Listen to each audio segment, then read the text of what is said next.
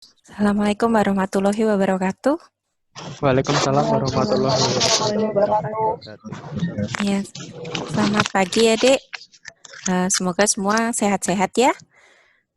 Amin. Pagi hari ini kita akan mengulang kembali mengenai materi epistaksis, kemudian disertai dengan cara pemasangan tampon yang tepat ya. Jadi nanti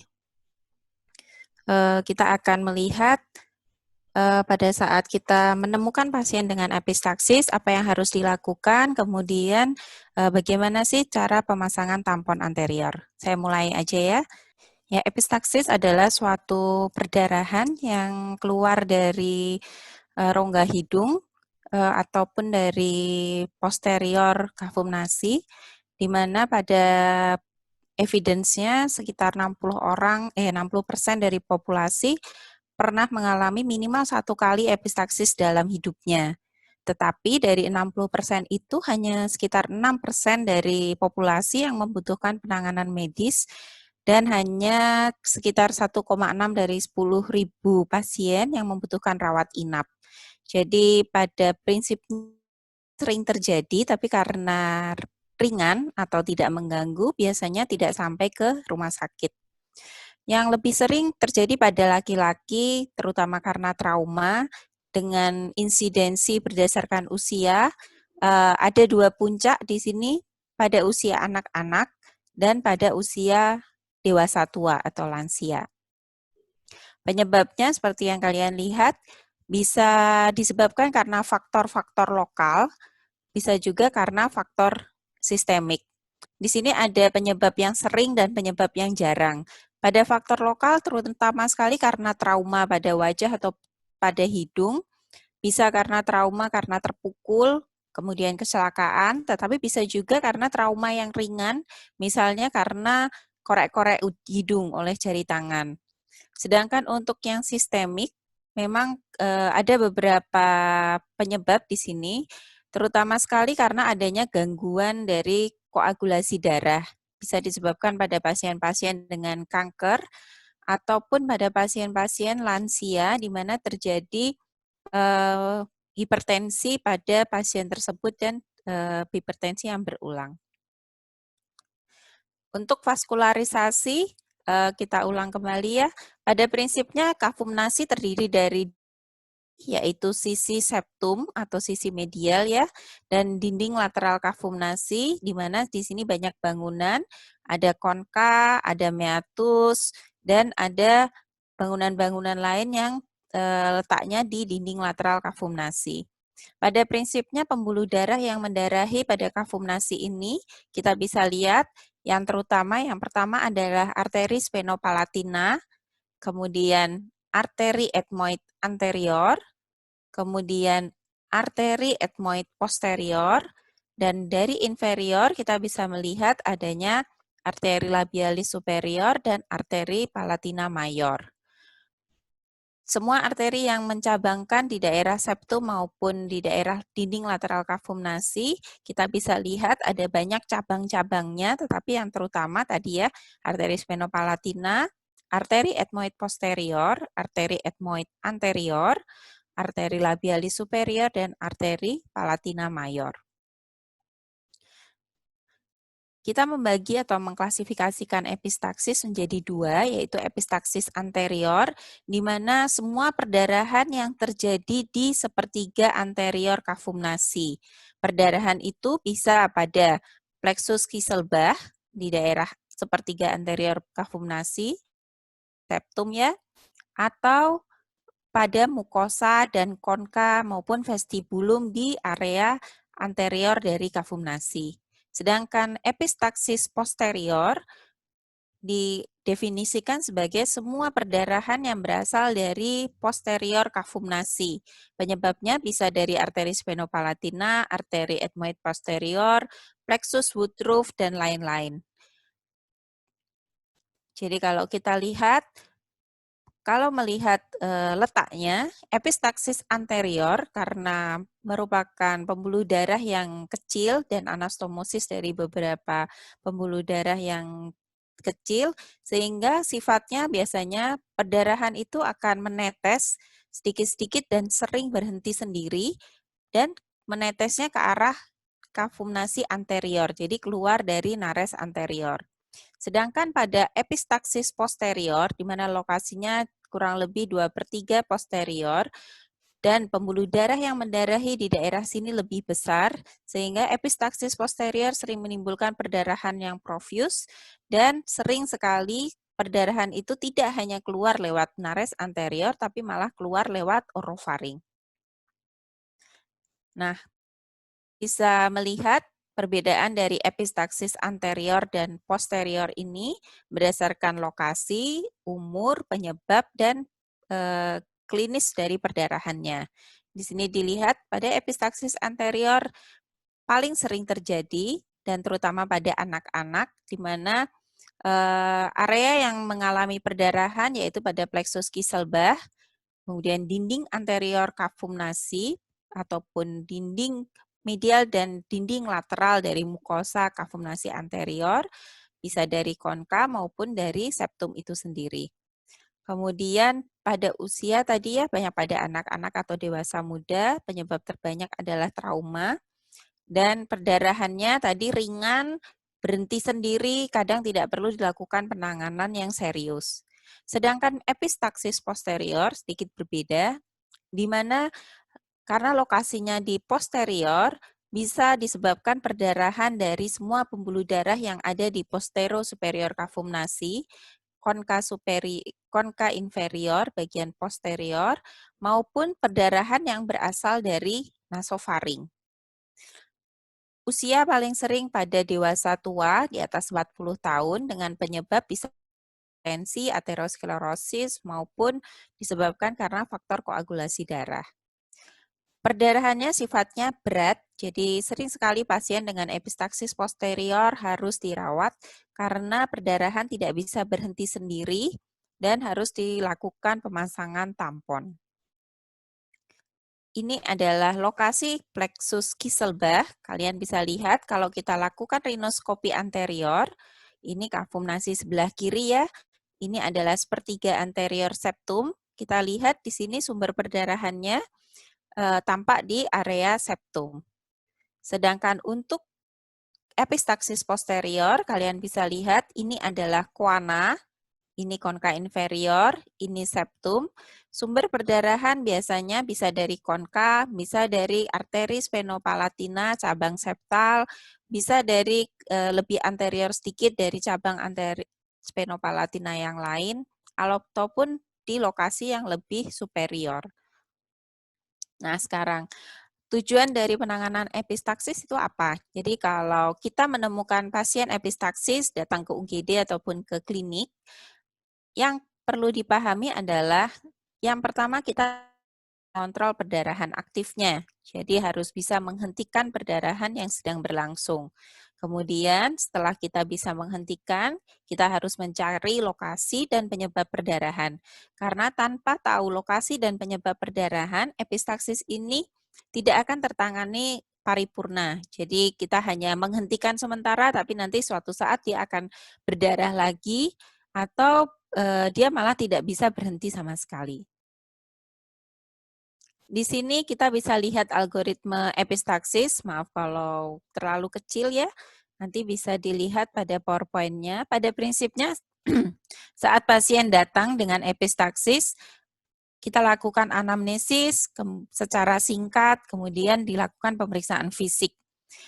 Kenali tanda-tanda kegawat daruratan pada pasien itu. Pada pasien dengan shock hipovolemik, pada penderita tua ataupun resiko perdarahan yang masif, harus dilakukan tata laksana sesuai kegawatan yang terjadi. Misalnya perlu resusitasi cairan seperti itu. Sedangkan pada pasien-pasien yang kondisinya lebih stabil, kita harus lakukan identifikasi dari lokasi perdarahan, kemudian kita bisa memakai pemeriksaan rinoskopi anterior ataupun dengan pemeriksaan endoskopi. Apabila perdarahan belum bisa diidentifikasi, kita lakukan penghentian perdarahan dulu, bisa dipasang dengan menggunakan aplikasi kapas atau kasa efedrin ataupun vasokonstriktor lainnya, ataupun dilakukan pemasangan tampon pada perdarahan yang profuse. Apabila tindakan lokal ini berhasil, maka akan dilakukan evaluasi dan edukasi kepada pasien. Sedangkan bila setelah dilakukan tindakan sementara tadi, tindakan awal dan tidak berhasil, kita harus pertimbangkan untuk diulang pemasangan tampon hidung.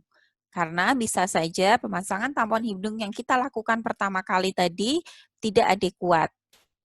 Kemudian kita bisa lihat pemasangan tampon hidung dievaluasi apabila perdarahan berhenti, tampon bisa diangkat dalam 48 sampai 72 jam. Kemudian bila tidak ada perdarahan, lakukan evaluasi dan hentikan sumber perdarahan dengan sebelumnya kita melihat lokasi dari perdarahan tersebut. Nah, sekarang apabila setelah ditampon ternyata tetap berdarah, apa yang harus kita lakukan? Jadi, pasien dengan perdarahan yang tidak berhenti dengan pemasangan tampon, kita harus melakukan identifikasi dari penyebab. Kemudian setelah kita lakukan identifikasi penyebab, baru kita lakukan tindakan selanjutnya. Bisa berupa tindakan pembedahan ataupun tindakan embolisasi. Pada saat identifikasi penyebab, kita juga harus melakukan pemeriksaan-pemeriksaan penunjang seperti pemeriksaan laboratorium, pemeriksaan foto CT scan, ataupun arteriografi. Jadi tergantung pada kecurigaan kita penyebabnya apa. Sekarang kita mulai dari step yang pertama ya. Jadi pada saat pasien datang, tentukan prioritas penanganan. Jadi apakah ini pasien gawat, darurat, atau tidak. Pada pasien yang stabil, kita bisa lakukan anamnesis, pemeriksaan fisik.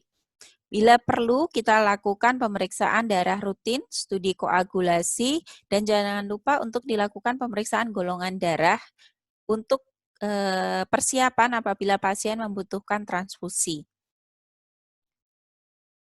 Prinsip penanganan pada saat pasien datang. Jadi kalau pasien datang, usahakan pasien kita posisikan dalam keadaan duduk, kecuali memang pasien tidak bisa duduk ya.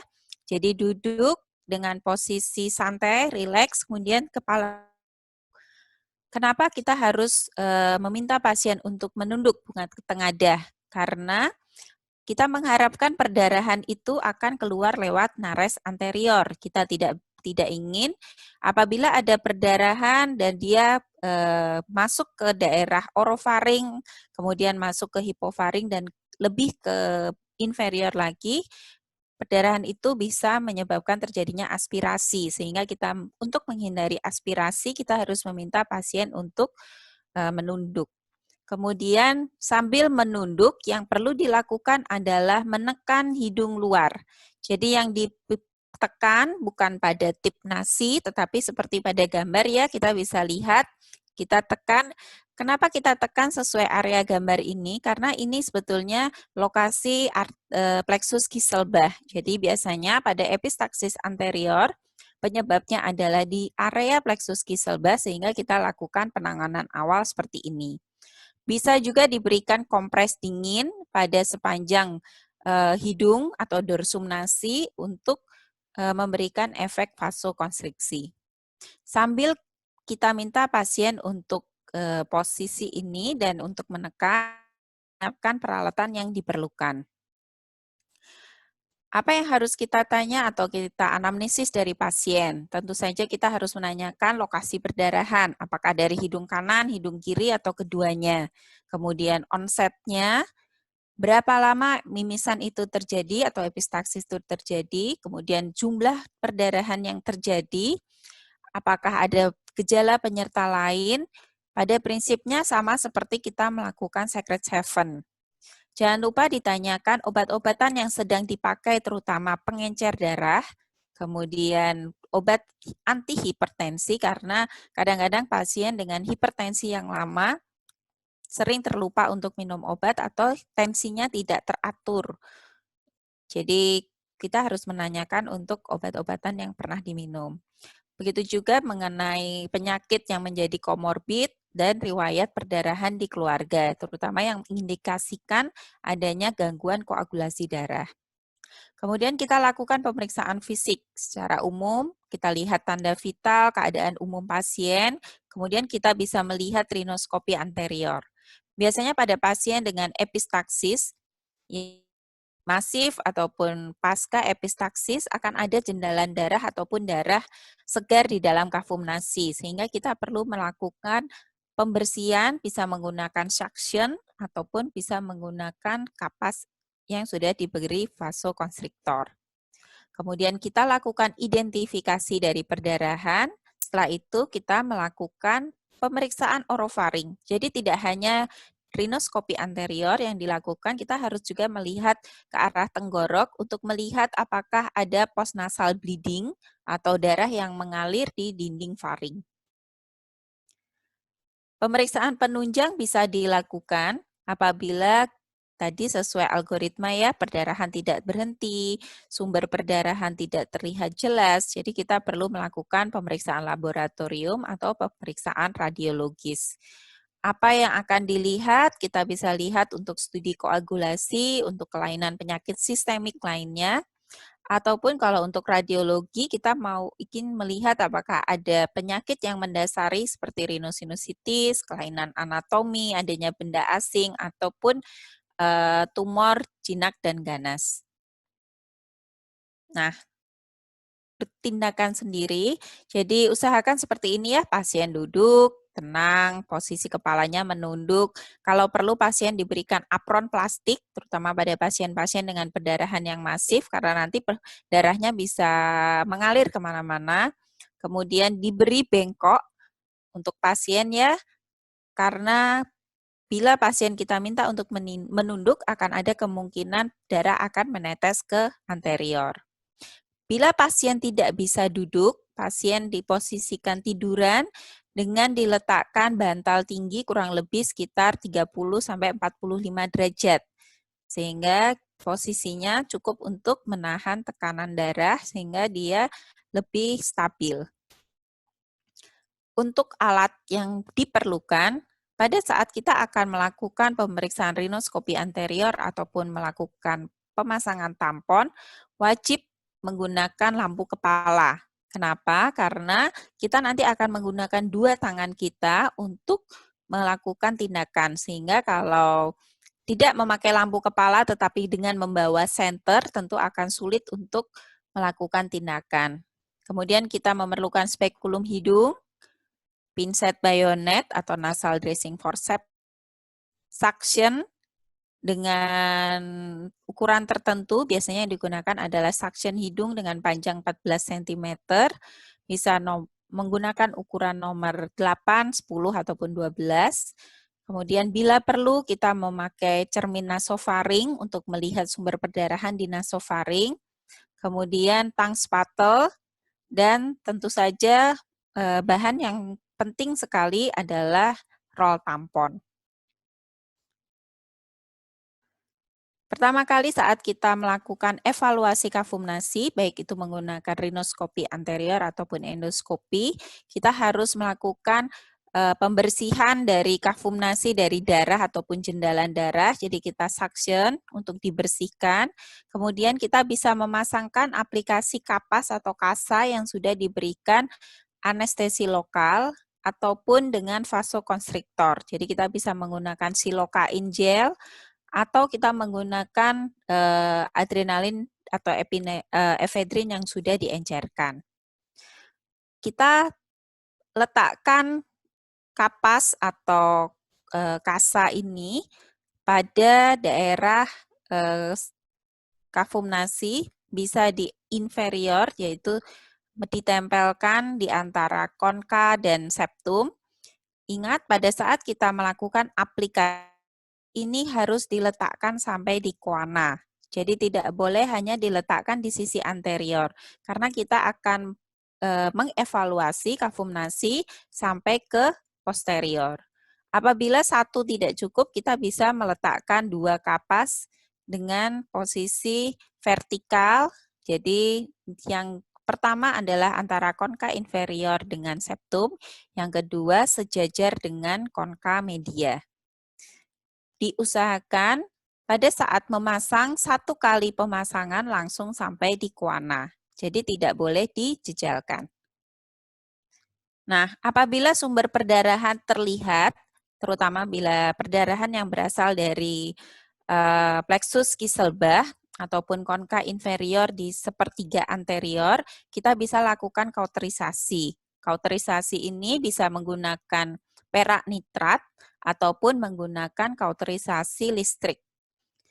Jadi pada prinsipnya, apabila sumber perdarahan diketahui, kalau kita menggunakan perak nitrat, kita bisa tempelkan perak nitrat sekitar 5-10 detik di lokasi perdarahan. Apabila kita takut pasien akan terasa nyeri, pada saat pas tadi pertama kali kita juga berikan anestesi lokal seperti silokain pada kapas tersebut sehingga pasien tidak akan terasa nyeri pada saat kita melakukan tindakan.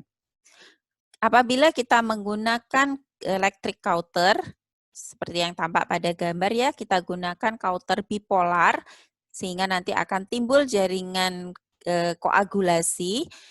Kita jepit daerah yang mengalami perdarahan, sama seperti tadi menggunakan perak nitrat, cukup dilakukan beberapa detik, biasanya sekitar 2-3 detik.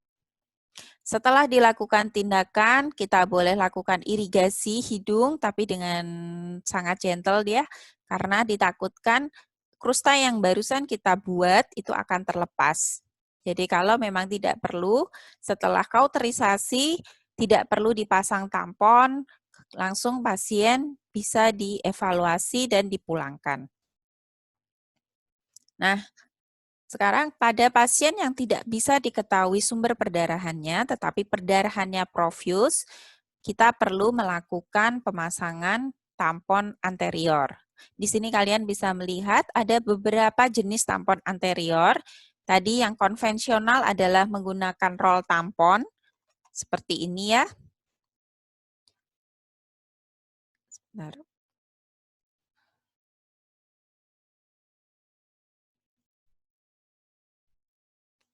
Jadi ini adalah roll tampon. Jadi kalian bisa lihat roll tampon yang konvensional dibentuk dari kasa yang ditekuk sedemikian rupa dengan diameter kurang lebih setengah senti, kemudian digulung jadi seperti obat nyamuk ya. Jadi dia membentuk suatu roll.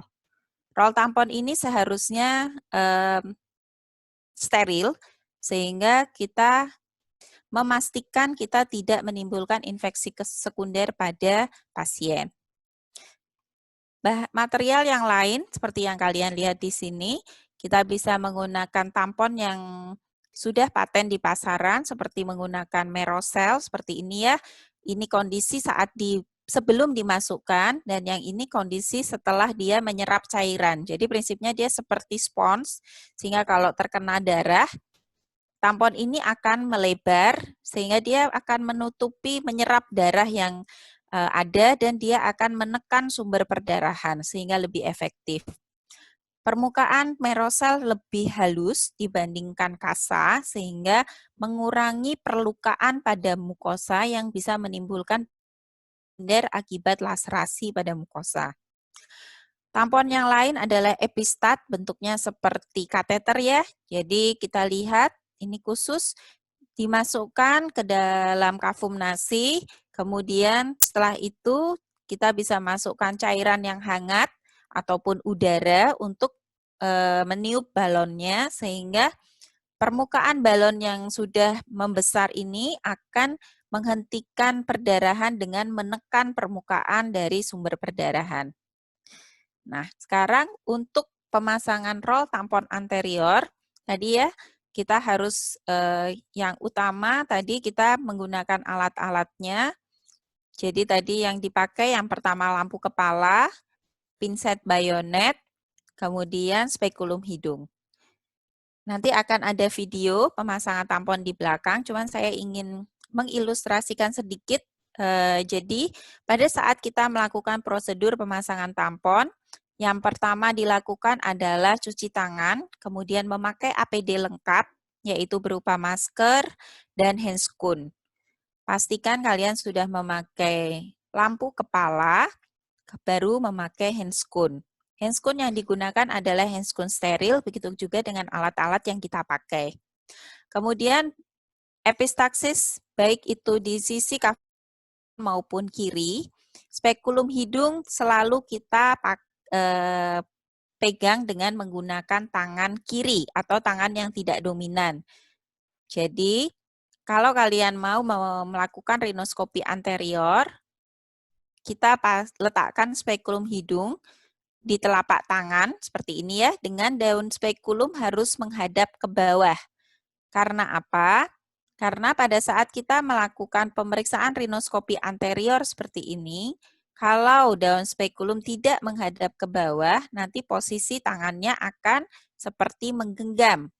Pada saat posisi seperti menggenggam ini, gerakan kita tidak akan fleksibel. Jadi diingat-ingat ya, letakkan spekulum hidung pada telapak tangan dengan daun spekulum menghadap ke bawah.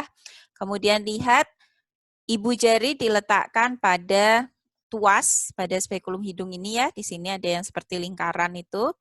Kemudian 3 jari nanti dipakai untuk membuka spekulum, sedangkan telunjuk diletakkan di sepanjang dorsum nasi. Boleh di tip nasi, boleh di dorsum, boleh ke arah glabella, yang penting tidak sampai menusuk mata. Jadi posisinya ini masuk dalam keadaan tertutup, kemudian dibuka setelah melewati vestibulum nasi. Sekarang untuk pinset bayonet selalu dipegang pada tangan yang dominan. Kalau kalian tidak kidal, berarti pinset bayonet dipegang pakai tangan kanan. Cara memegang pinset bayonet, semua boleh memegang pensil atau ballpoint masing-masing. Jadi dipegang seperti kita memegang pensil, jadi seperti ini. Kenapa kita tidak boleh memegang pinset bayonet seperti menggenggam? Jadi coba ya dipraktekin yang pada pegang pensil atau ballpoint, jadi memegangnya seperti ini. Sekarang gerakan tangan kalian dengan memegang pinset bayonet. Oke. Sekarang kita bandingkan apabila kalian memegang pinset bayonet seperti kalian menggenggam, seperti ini. Kemudian sekarang gerakkan tangan kalian. Kalian bisa merasakan bedanya ya. Jadi di pergelangan tangan akan terasa pada saat kalian menggenggam, gerakan tangan ini akan terhambat, jadi tidak fleksibel. Beda bila kalian memegangnya seperti memegang pensil. Ingat harus ada sisi pinset bayonet. Pada saat seperti ini kalian akan melihat gerakan tangan kalian lebih fleksibel. Gerakan tangan yang tidak fleksibel akan menyebabkan tangan kalian tidak bisa bergerak bebas di dalam kafum nasi, akibatnya kalian bisa menimbulkan laserasi pada kafum nasi. Jadi pada saat memasang tampon ataupun aplikasi, harus diingat kita tidak boleh melukai mukosa pada kafum nasi, terutama di daerah konka. Setiap perlukaan yang kalian timbulkan akan menimbulkan sumber perdarahan baru, dan apabila kalian melukai daerah konka, oke, jadi tadi sampai cara memegang spekulum hidung, kemudian memegang pinset bayonet. Ya, jadi prinsipnya spekulum hidung harus dipegang oleh tangan kiri atau tangan yang tidak dominan, dan pinset bayonet akan dipegang oleh tangan kanan atau tangan yang dominan. Kemudian pada saat kalian memasang tampon, pastikan pinset bayonet ini atau roll tampon ataupun aplikasi kapas efedrin yang akan kalian masukkan ke kafum nasi dipegang di ujung dari pinset bayonet. Jadi tidak boleh dipegang dengan menyisakan tampon seperti ini. Jadi harus dipegang sampai ke ujung dari tampon ataupun ujung dari aplikasi kapas yang akan kalian masukkan ke kafum nasi. Jadi posisinya seperti ini ya. Kemudian tangan kiri kita memegang spekulum hidung. Jadi nanti posisi pada saat memasukkan adalah spekulum dimasukkan ke kafum nasi, pastikan lampu kepala kalian menyorot rongga kafum nasi, kemudian dibuka, setelah itu masukkan tampon sampai ke koana. Jadi seperti yang tampak pada gambar di sini. Pertama kali kita harus memasukkan tampon sampai ke koana. Kemudian setelah itu kita membuat layering. Apa yang dimaksud dengan layering? Jadi tampon ini harus ditumpuk. Dibikin layer yang bagus sampai bisa menutupi seluruh kafum nasi. Pada beberapa kasus, sulit sekali membuat layering sampai ke dinding superior dari kafum nasi. Jadi biasanya yang bisa kita lakukan adalah kita membuat layering sampai batas konka media. Karena antara konka media dengan septum biasanya berupa celah yang sempit, sehingga sulit untuk memaksakan memasukkan tampon sampai ke dinding superior. Jadi dibuat layering semaksimal bisa. Di bagian anterior harus dibikin layering sampai di sisi superior dari kafum nasi. Caranya layering seperti apa? Jadi tadi kita sudah memasukkan tampon seperti ini ya. Jadi pertama kali kita masukkan sampai ke koana, kemudian kita mengambil kurang lebih 2 kali lipat dari tampon yang pertama kali kita masukkan. Kita ambil 2 kali lipat panjang tampon yang pertama, kemudian kita masukkan di atas tampon yang awal tadi dimasukkan. Nanti akan ada videonya. Kurang lebih seperti itu ya. Kemudian setelah tampon terpasang dengan rapi, ini ya, pastikan ada sisa yang keluar dari vestibulum, kemudian kita potong tamponnya.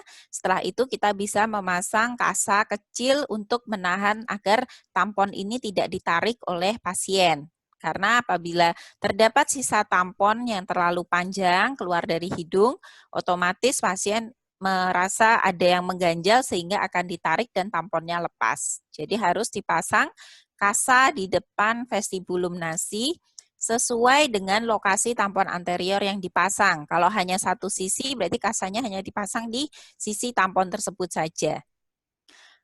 Kemudian, tadi, dari beberapa macam tampon yang ada keuntungan dan kerugiannya dan kekurangannya. Jadi terutama pada rumah sakit yang tidak lengkap untuk fasilitasnya, tentu saja tampon-tampon seperti Epistat dan Merocel tidak ada. Jadi, roll tampon biasanya paling mudah ditemukan di semua rumah sakit, sehingga itu merupakan satu keuntungan tersendiri. Kekurangan dari roll tampon atau kasa tadi adalah permukaannya kasar sehingga sering sekali pada saat kita melepas tampon terjadi laserasi pada mukosa dan menimbulkan perdarahan. Salah satu trik untuk menghindari laserasi akibat pemasangan tampon karena permukaan yang kasar, kita bisa berikan salep antibiotik. Jadi tampon sebelum dipakai, kita beri salep antibiotik dulu, baru kita masukkan ke kafum nasi. Pemberian salep antibiotik ini mempunyai 2 fungsi. Yang pertama, untuk memberikan efek licin atau seperti vaselin pada tampon agar permukaannya lebih licin, lebih halus, menghindari laserasi. Yang kedua, antibiotik akan mengurangi kolonisasi kuman akibat adanya tampon, benda asing di situ, dan adanya darah. Jadi bisa mengurangi kemungkinan terjadinya infeksi sekunder akibat pemasangan tampon. Untuk tampon yang lain tentu saja karena pemasangannya mudah, permukaannya lebih halus, tentu mengurangi terjadinya komplikasi seperti perdarahan akibat pemasangan yang terlalu kasar. Nah, sekarang untuk prosedur pemasangan tampon anterior, tadi kalian sudah nanti kalian akan melihat videonya, ini nanti bisa dibaca cara atau prosedurnya. Sekarang kita beralih pada pemasangan tampon posterior. Jadi pada beberapa kasus, pada memang keadaan epistaksis posterior atau pada keadaan perdarahan tidak bisa terlihat apakah dari anterior atau posterior, atau perdarahan yang berasal dari nasofaring, kita perlu memasang tampon posterior atau yang kita kenal sebagai belok tampon. Bahan ataupun alat yang digunakan sedikit berbeda dengan pemasangan tampon anterior. Jadi di sini kita masih seperti yang tadi ya, memerlukan spekulum hidung, lampu kepala, suction, pinset bayonet, kemudian kita juga memerlukan tang spatel dan forceps. Nanti kalian lihat apa gunanya. Kemudian untuk bahan kita memerlukan kateter Foley, kemudian kita memerlukan tampon belok atau tampon posterior. Tampon belok yang secara konvensional dibentuk dari roll kasa yang ditali atau kasa yang digulung sedemikian rupa kemudian diberi tali. Talinya biasanya ada 3, 2 tali ke inferior dan 1 tali nanti ke arah yang kontralateral. Cara memasangnya sama seperti tadi pada saat kita melakukan pemasangan tampon anterior. Pertama kali kita posisikan tangan kita seperti melakukan rinoskopi anterior, kemudian masukkan kateter Foley sepanjang kafum nasi sampai tampak di belakang uvula. Jadi, dimasukkan kateter Foley sepanjang mungkin. Kemudian lakukan pemeriksaan tenggorok. Kita lihat kateter Foley yang sudah turun di belakang uvula. Kemudian dengan menggunakan forceps, kateter ditarik ke anterior. Gambar 1 ya. Setelah itu, tampon belok. Tadi ada 3 tali ya. Tali yang 2 kita talikan pada kateter Foley. Di tali yang kuat karena kita tidak ingin tamponnya lepas di tengah-tengah. Kemudian sekarang kita tarik kateter Foley ke anterior kafum nasi. Jadi tadi dimasukkan ke dalam kafum nasi. Kemudian sekarang kita tarik balik ke anterior kafum nasi. Dengan bantuan tangan, ini memakai handscoon harus ya, kita masukkan tampon belok ini dan kita posisikan di nasofaring. Jadi sambil ditarik, tampon beloknya didorong melewati uvula dan ditempatkan di nasofaring. Ditempatkan di nasofaring kanan atau kiri tergantung dari perdarahan yang terjadi. Kalau perdarahan banyak dari kanan, kita posisikan di sisi kanan dan kateter Foley masuk melalui kafum nasi kanan. Tapi kalau dari arah sebaliknya, berarti kita tempatkan di kontralateral. Pada beberapa kasus diperlukan pemasangan tampon posterior bilateral, terutama bila tampon beloknya terlalu kecil. Tetapi sering sekali karena perdarahan hanya berasal dari satu sisi, kita cukup memasang satu sisi tampon posterior. Setelah tampon posterior terpasang dengan baik di nasofaring, tali yang tadi ada 2 tadi dilepaskan dari perlekatannya atau ikatannya dengan kateter Foley. Kemudian tali ini nantinya akan kita ikatkan pada pada kasa di depan anterior kafum nasi. Gunanya adalah agar tampon ini tidak jatuh ke orofaring, jadi sebagai penahan. Sedangkan tali yang 1 tadi nanti akan ditempelkan di daerah pipi sebagai guiding pada saat kita akan melepas tampon posterior, karena nanti yang dilepas ditarik dari tali yang ada di orofaring. Setelah tampon posterior terpasang, kita harus memasang tampon anterior di depannya. Jadi untuk memastikan tidak ada perdarahan yang baru. Ada beberapa modifikasi pada pemasangan tampon posterior. Kita bisa memasang menggunakan kateter Foley. Kita manfaatkan untuk balon kateter Foley-nya. Kita masukkan ke orofaring, ke kafum nasi sampai ke nasofaring, kemudian kita isi balonnya semaksimal mungkin, kemudian kita tarik ke anterior. Kekurangannya adalah kateter ini panjang, sehingga nanti akan ada sisa yang panjang di luar hidung. Yang lebih baik menggunakan balon Brighton, jadi ini memang khusus spesifik dibuat untuk tampon kafum nasi. Jadi dia mempunyai 2 balon seperti kateter ya, tapi balonnya 2. Di anterior tepat di daerah plexus Kieselbach, di posterior tepat di nasofaring.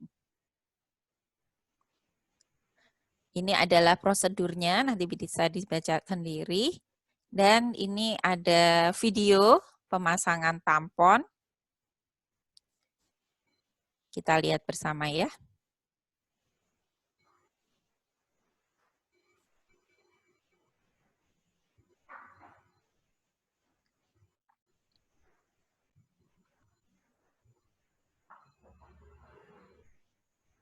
Apakah suaranya terdengar? Tidak ada suaranya, dokter. Oh iya. Nanti bisa dilihat di channel YouTube ya.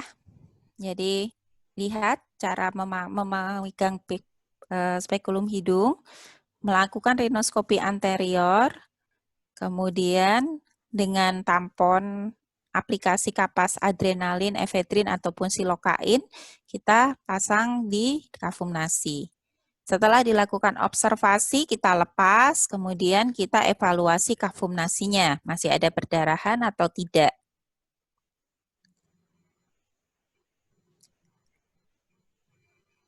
Kalau masih perdarahan, kita pasang tampon anterior tadi ya, layering ya, lihat. Diambil 2 kali lipat jadi dari tampon yang pertama. Kemudian kita letakkan di atas tampon yang pertama. Begitu terus sampai penuh. Jadi tidak boleh untuk dijejalkan, tetapi ditumpuk di atas layer yang sebelumnya. Setelah itu dipotong dan dipasang kasa. Untuk pemasangan tampon posterior, kita bisa tambahkan silokain spray, tetapi kalau perdarahan profuse tidak perlu karena darahnya lebih banyak, sehingga sulit untuk menyemprotkan silokain spray. Ini ya, dipasang lewat kafum nasi, dikeluarkan lewat mulut, diikatkan pada tampon beloknya. Ikatannya harus berupa ikatan mati sehingga kenceng ya. Kemudian masukkan ke dalam mulut dengan bantuan tangan, karena kadang-kadang pasien menolak. Letakkan di belakang uvula sampai ke nasofaring. Pastikan dia terpasang erat di nasofaring.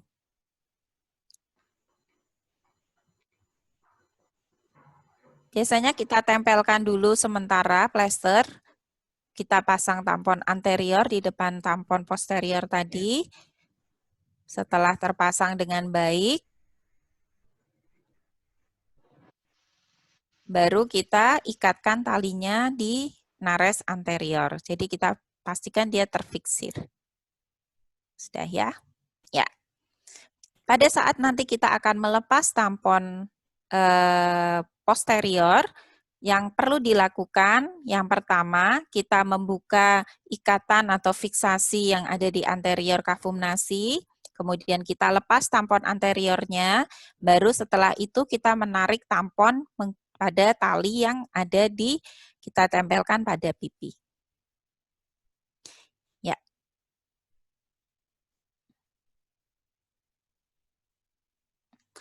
Nah, hal-hal yang perlu diperhatikan pada saat pemasangan tampon yaitu yang pertama, tampon tidak boleh mengenai kolumela, konka maupun mukosa kafum nasi karena bisa menimbulkan perdarahan baru.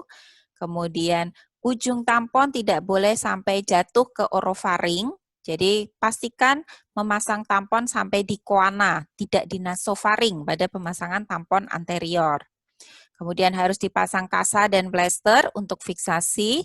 Apabila pemasangan tampon bilateral dan pasien kesulitan untuk bernapas atau mengalami gangguan bernapas, kita bisa berikan O2 menggunakan masker karena tidak bisa menggunakan kanul. Kemudian diberikan antibiotik profilaksis, bisa berupa tadi salep antibiotik ataupun antibiotik peroral atau intravena. Kemudian untuk tampon anterior dievaluasi 2-3 kali 24 jam. Kalau pada tampon posterior, kita harus hati-hati, biasanya disertai dengan gangguan dari cairan tubuh pasien, bisa terjadi anemia ataupun shock hipovolemik. Jadi kita harus pastikan pasien terpasang infus, bila perlu dilakukan transfusi.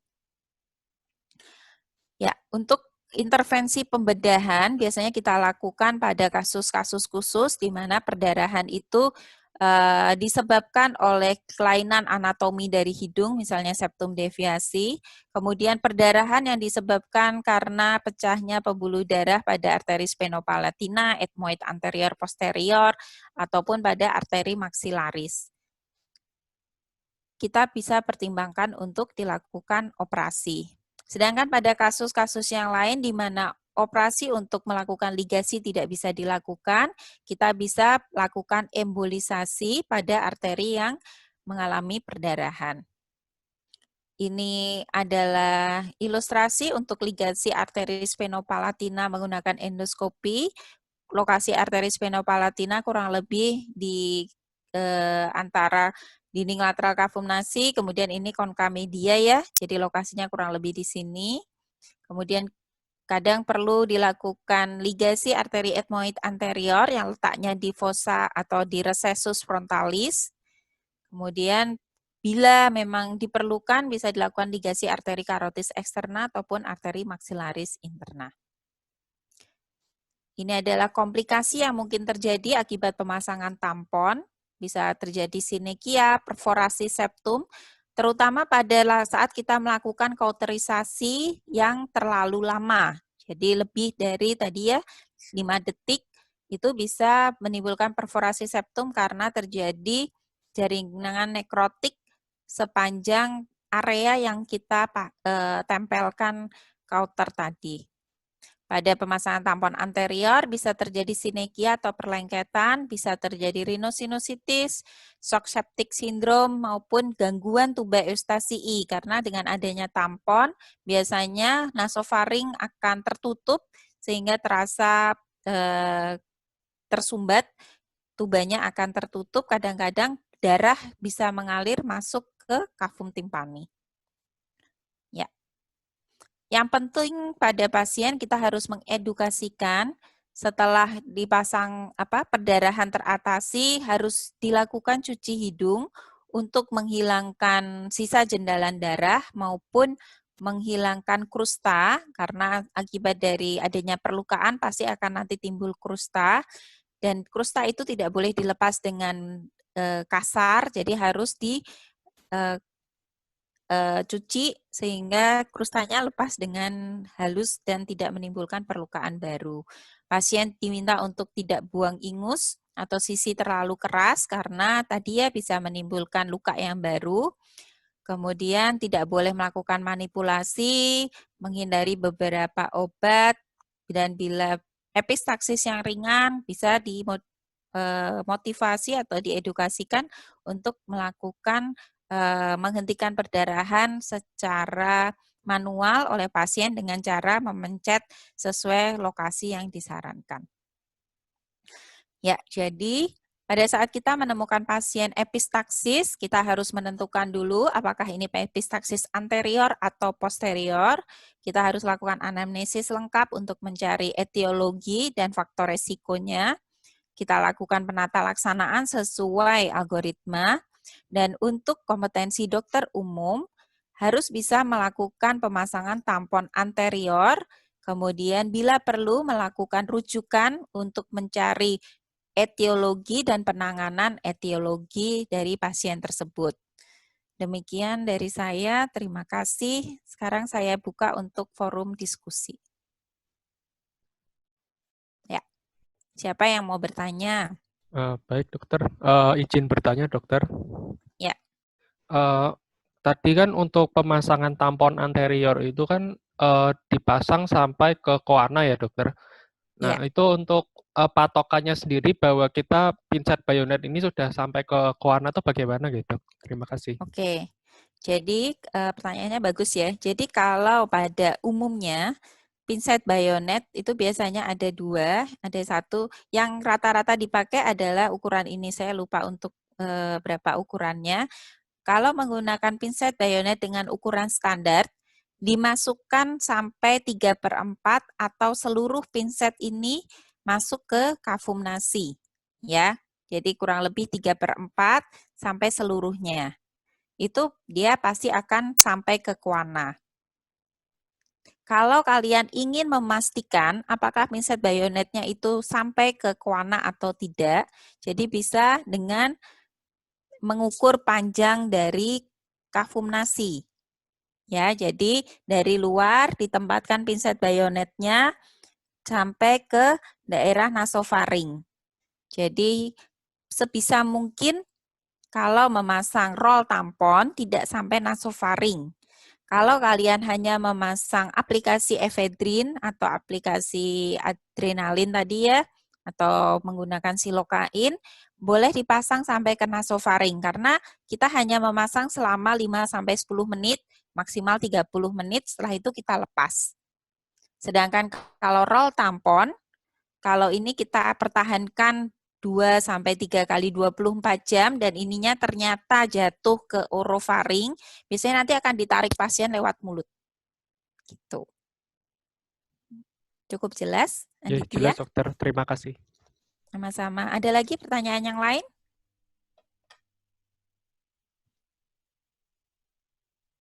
Masih ada waktu 2 menit sebelum jam 10, karena nanti kalian ada kuliah dengan Dr. Willy ya. Misi dokter izin bertanya. Boleh. Videonya dinyalakan boleh. Oh iya dok, mohon maaf. Iya, Kak. Oh iya. Ya, oke. Tadi mungkin maaf saya lupa sudah dijelaskan sebelum, tapi ada di kriteria rujukan itu kan epistaxis masif ya dok ya. Untuk Ya. itu ada ketentuannya nggak dok? Itu masifnya seberapa cc atau gimana? Oke, ya jadi salah satunya kriteria rujukan adalah epistaxis masif. Yang masif itu yang kayak apa gitu ya. Yang pertama biasanya pada epistaxis yang posterior, Dek, di mana perdarahan lewat hidung dan kadang-kadang lewat mulut. Jadi karena tadi kita tahu ya letaknya ada di posterior sehingga kadang aliran darah itu tidak ke nares anterior tapi langsung ke nasofaring dan keluarnya lewat mulut. Yang kedua adalah pada epistaxis anterior yang tidak bisa ditangani dengan pemasangan tampon anterior. Artinya apa? Kamu sudah memasang tampon anterior, tetapi pasien masih berdarah. Nah, itu harus dirujuk. Karena berarti ada 2 kemungkinan kenapa setelah dipasang tampon anterior pasien masih berdarah. Yang pertama, mungkin memasang tampon anteriornya kurang tepat. Bisa tidak sampai koana tadi ya, atau tidak padat. Nah, itu akan menimbulkan pasien masih berdarah. Atau memang sumber perdarahannya tidak bisa ditangani dengan tampon anterior saja. Misalnya tadi perdarahan dari nasofaring. Karena kan tampon kita nggak sampai nasofaring ya. Jadi kalau sumbernya memang di nasofaring, tentu diperlukan pemasangan tampon posterior atau tampon belok. Nah, itu kriterianya untuk dirujuk. Ya. Terima Sudah kasih, jelas? dokter. Sama-sama. Ada lagi?